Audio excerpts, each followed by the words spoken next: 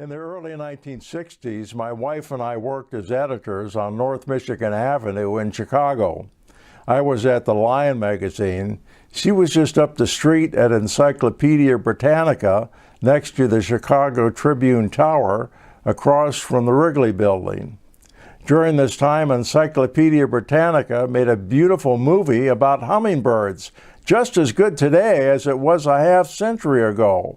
I'm going to show you that movie, but the buildings where my wife and I worked, well, they were torn down and replaced with skyscrapers decades ago.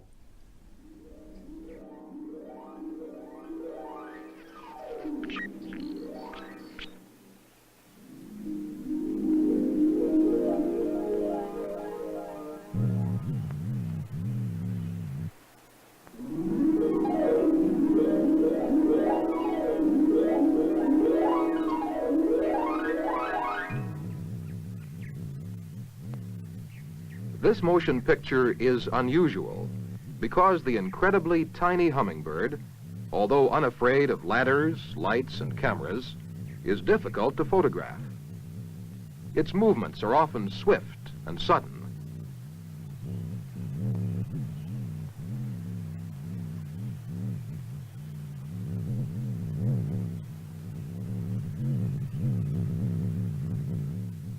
The hummingbird is the smallest of all birds. It averages 4 inches in length. How much do they weigh? It may take 15 fully grown hummingbirds to weigh 1 ounce, and this mature female barely counterbalances a nickel. By means of high-speed photography, you can now see the hummingbird's wings in slow motion. The wings change pitch at the shoulders to provide lift at each stroke, much like the hands of a swimmer. This unique figure-8 movement enables the hummingbird to remain suspended or to fly backward as well as forward. This maneuverability enables it to feed in flight from nearly any position. The hummingbird is the only bird which can fly in any direction. Although its wings appear to be moving slowly, they are beating more than 60 times each second. Many hummingbirds are beautifully colored, especially on the throat and head. Colors are always more brilliant in the male bird. This color is caused by iridescence. The feathers contain no color pigment. They're not pigmented like this fruit, but reflect colored light, like a prism or the facets of a jewel. Therefore, movement contributes to the illusion of color, and the colors seem to wink on and off, and even change hue as the bird turns its head from side to side.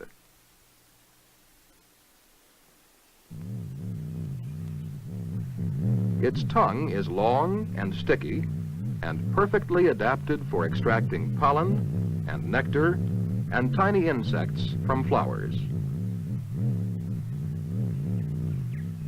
A hummingbird feeds as often as 50 times a day and investigates everything in its search for food.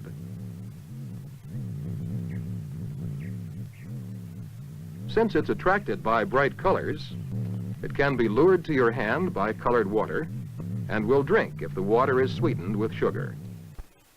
Why does a small bird eat so much?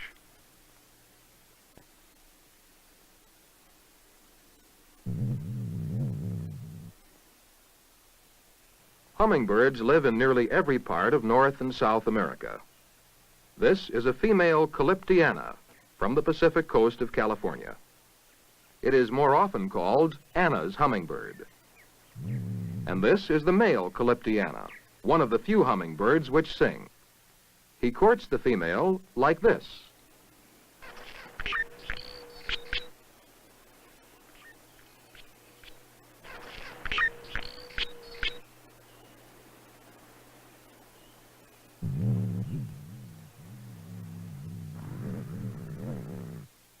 Courtship continues with an extraordinary display by the male. While the hen waits, the cock flies skyward. She watches from the ground. The cock flies higher and higher until he's almost out of sight.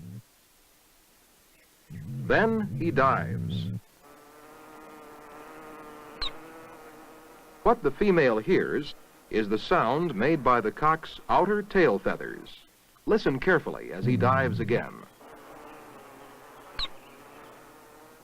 During such a dive, the cock may reach a speed of 60 miles an hour.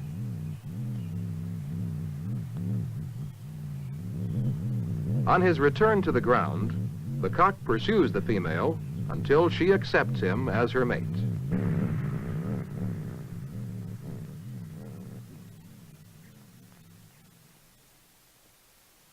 The nesting season for Anna's hummingbird begins in December and lasts through August.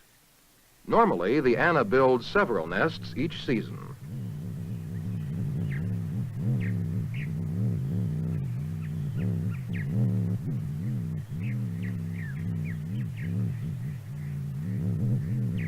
In a single day, she makes more than 150 trips for nest building material. She builds her nest with greater care than many birds, fitting each bit of material into place and shaping it with her body. Twigs and grass, feathers and spider webs, and pieces of lichen are all skillfully woven together like this.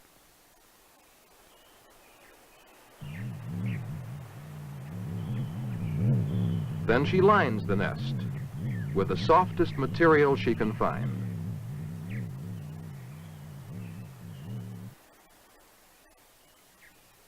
In this case, the female uses cotton from a clothesline rope and packs the lining layer on layer with her feet and body.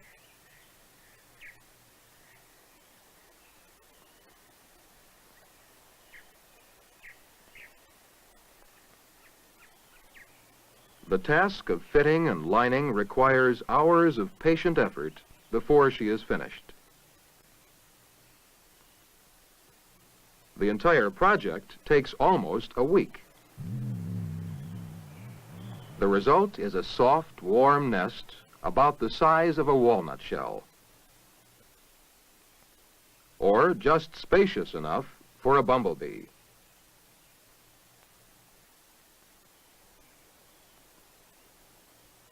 The hen has now been nesting a week.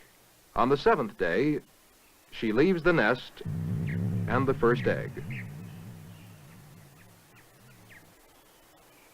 For most of the day, she guards the egg. She feeds briefly, but at dusk returns to the nest to protect her egg from the cold. She covers it each night for the next 2 nights. In the morning of the 3rd day, she lays a second egg. Normally, 2 eggs are all she will lay in a single nesting. The incredibly small scale of a hummingbird's world is revealed by this small bean. Inside each egg is a chick embryo.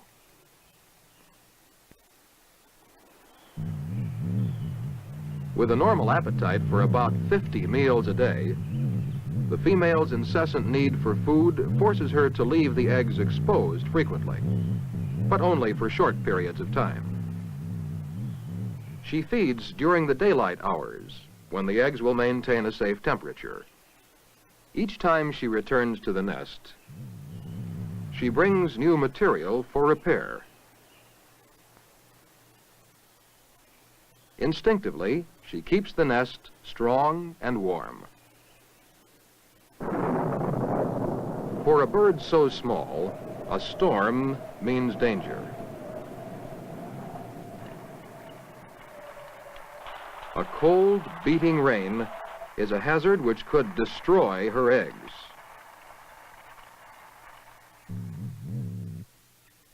Incubation can last from 12 to 18 days. Incubation is the time between the laying and the hatching of the egg.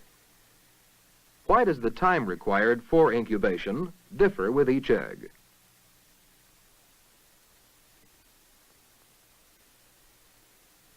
Her first egg is ready to hatch on the 15th day. And the first chick hatches while she hovers over the nest.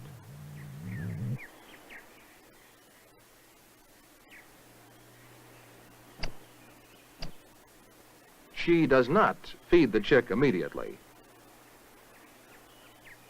When the chick is free of its shell, she covers the nest and incubates her second egg. Not until 2 hours later does she feed her hungry chick. As with most newly hatched nestlings, the chick receives pre-digested food. In this way, she nurses her nestling until its digestion can accommodate a normal diet. At this critical time, she must not neglect her second egg. On the 16th day of incubation, the second egg hatches. Now she has 2 ravenous appetites to satisfy. As before, she watches the chick during the hatching. She does not assist.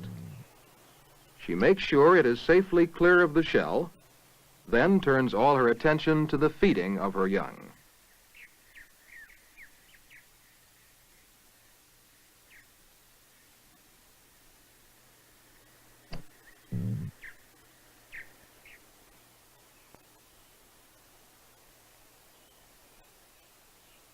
Now that her chicks are hatched, she has neither time nor energy for careful housekeeping, so she clears the nest of shells with her wings. The nestlings are helpless. Their eyes are closed, and in the first days after hatching, they require countless feedings. Their diet continues to be pre-digested, their hunger perpetual. They also demand the warmth of her body. After a week, the nestlings have enough feathers to protect them from the cold, and their eyes are open. 2 weeks after hatching, they crowd the nest. This is their progress in just 14 days. Their beaks grow longer, and by the time they can fly, they will be able to feed from flowers. Covering the nestlings is now difficult. Since she can find no room for herself, she leaves the nest.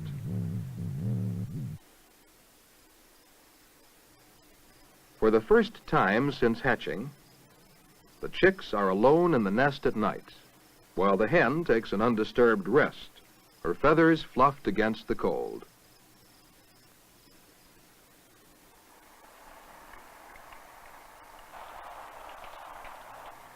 To the chicks, rain is strange and uncomfortable. But the hen no longer gives them protection.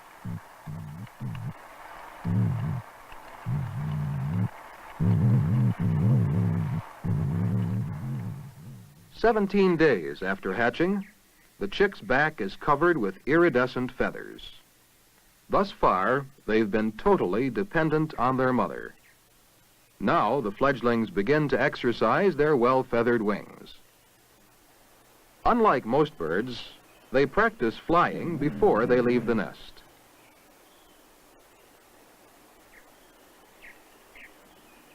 The mother waits.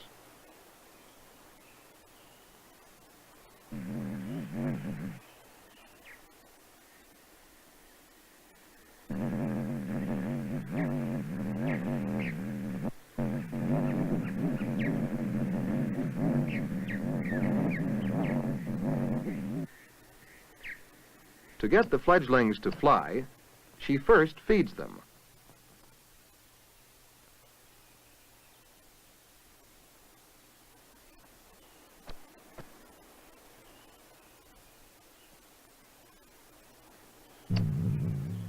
Then she leaves them while they're still hungry.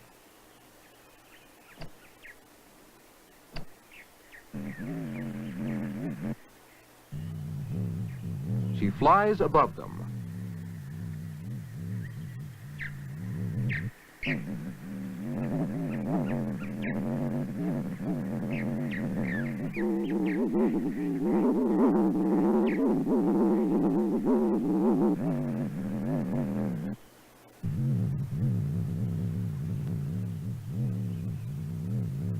uses food to tempt the chick higher.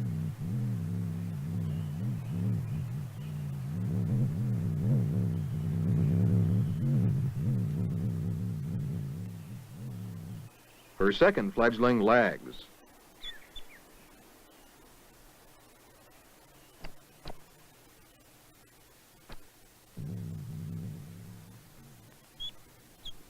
But hunger is a strong incentive. And the need for food is continuous.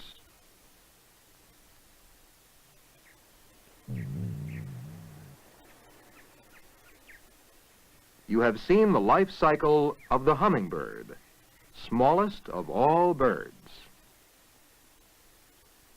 Next spring, when the chicks are old enough to mate, the life story will begin again.